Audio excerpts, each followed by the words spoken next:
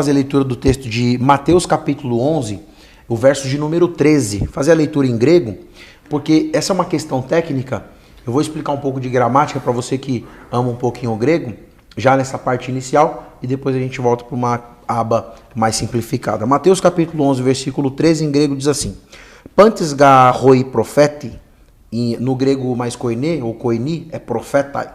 Então, pantes ga roi profeti, kai ronomos, reus ioano, e profetisa. E aqui, normalmente é traduzido assim: a lei e os profetas profetizaram até João. Inclusive, Xavier, esse programa não é de apologética, mas eu vou fazer jus agora para defender não só a continuidade dos dons espirituais, porque muitos desavisados, e eu falo isso, desavisado porque não conhece o grego, porque se conhecesse o grego, não tomariam partido errado. Dizem que só existiu o profeta até João, eliminando inclusive o João de ser profeta. Olha só o erro. Então, se o texto for traduzido, a lei e os profetas profetizaram até João, esse até, no grego, ele é um advérbio de tempo, que indica interrupção. Até é o limite. Só que, na verdade, tem essa expressão, na verdade, esse advérbio de tempo aqui em grego, é a expressão... pode ser utilizada até a preposição aqui, reos ou reos. Em grego, na verdade, esse texto não pode ser traduzido do jeito que está na maioria das versões em língua portuguesa. Tem uma versão em francês que traz diferente e tem uma versão em italiano que vai trazer do jeitinho que eu vou traduzir agora. O texto grego de Mateus capítulo 11, versículo 13, traduzido corretamente, ficaria assim: Pantes gar roi profete, kai ronomos reos ioano e profetisa. Olha só. Todos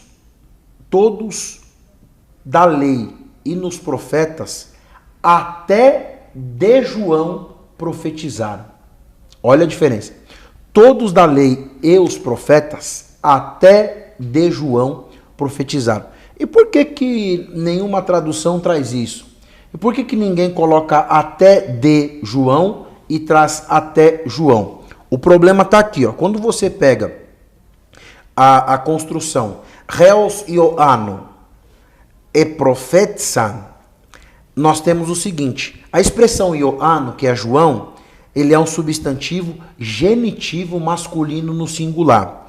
E quando você pega o verbo e profetisa, nós temos um verbo que é aoristo, indicativo, ativo na terceira pessoa do plural. Talvez você que está observando agora fale assim: professor, mas o que isso tem a ver?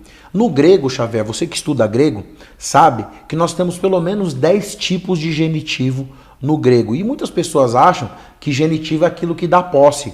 Mas no grego você tem genitivo de posse, você tem genitivo de lugar, você tem genitivo de causa e você tem genitivo de efeito, você tem genitivo de participação, você tem genitivo comparativo. São vários tipos de genitivo. E esse genitivo aqui de ioano, ele é um genitivo de causa. O que é isso? Com genitivo de causa, você pode usar a preposição até de João, que é a preposição de mais a conjunção e. Por quê? Porque nós temos várias profecias sobre João. Então, para quem fala assim, ó, a lei e os profetas profetizaram até João, tá errado. Por quê? Porque senão você exclui todas as profecias que existem sobre João, que inclusive nós vamos trabalhar o texto de Malaquias, que fala sobre João, Isaías, que fala sobre João. Então, traduzindo o texto de forma correta, gramaticalmente falando, nós não anulamos que João não é apenas um profeta, mas ele é o maior profeta. E aí nas perguntas seguintes eu completo. E é por isso que o texto foi traduzido erroneamente, e ele tem que ser traduzido da seguinte forma: a lei e todos da lei e dos profetas, até de João, ou até sobre João, profetizaram. Agora, o versículo 21, né, está